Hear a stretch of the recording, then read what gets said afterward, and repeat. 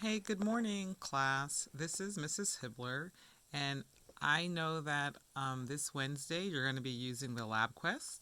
I have a LabQuest at home. Mine is LabQuest 1. I'm not sure if you have this version or if you have LabQuest 2 because I'm not there on campus. I suspect you have LabQuest 2, but they're pretty similar. I just want to point out a few things that you want to get used to when you're using it. So in the back, yours is probably like a more rectangular shaped LabQuest, but in the back of the LabQuest, there should be a power button. On this one it's right here, but on yours it will probably be on the back. And the power button, you just hold it down, and you have to wait. And when you see the screen pop up and start to it usually takes like 30 seconds or so to warm up. Then you know your LabQuest is working. Mine right here is plugged in because I don't know if it's charged, so you can see that there's a little symbol on here that says it's plugged in.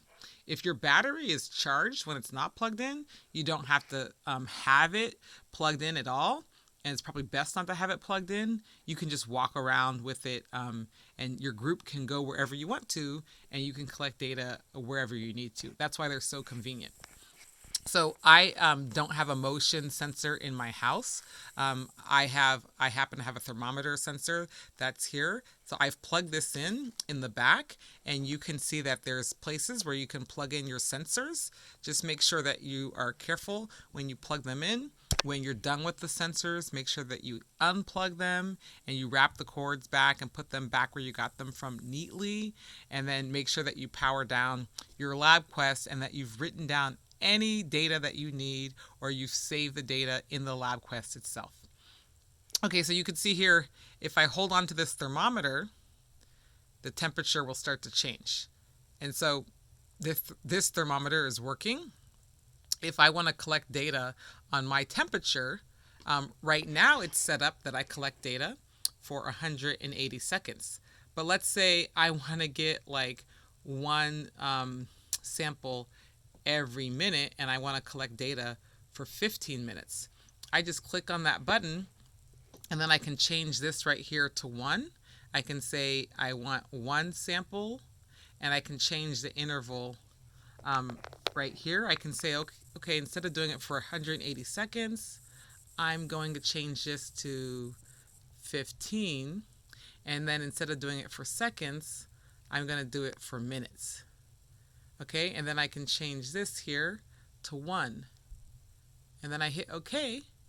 And now it's set to collect data for 15 minutes, and it's going to get 1 sample per minute. And so, oops, and I didn't mean to hit that again.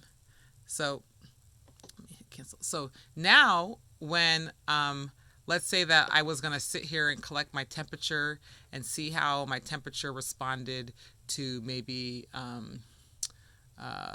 I don't know, being in a cold room or being in a hot room or running around, after exercise or whatever I wanted to test. I would go ahead and hit this play button right here. And on your LabQuest, it will probably also be in the bottom left corner. And then as soon as I hit that, it will automatically start collecting the data, and I don't have to do anything as that data is being collected. If I want to see what the data looks like while it's being, I'm just going to go ahead and hit play. I'm going to hold this in my hand. Okay, so then I can see that it's thinking. And remember, this is going to collect data. It should only collect 1 data point every minute. So if I want to see what the data table actually looks like, let me see if this works. I can actually start to see the data as it's being collected. If it's being collected, the data will show up here. If you're collecting like data every 5 seconds, you'll have a lot of data. Or if you're collecting data every, second, you'd have a lot of data, probably a lot of data to try to handle. So you want to collect data at a reasonable amount of time to get a reasonable assessment of whatever it is you're trying to evaluate. Okay, let me see. I don't know why this is not working.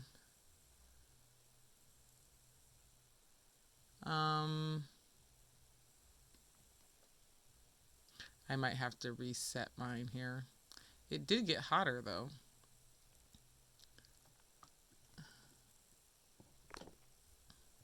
Try it again. Yeah, I don't know why it's spinning.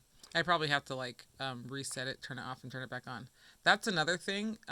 If you are using the LabQuest and you have these little pens that they come with, so you can use it to like control everything.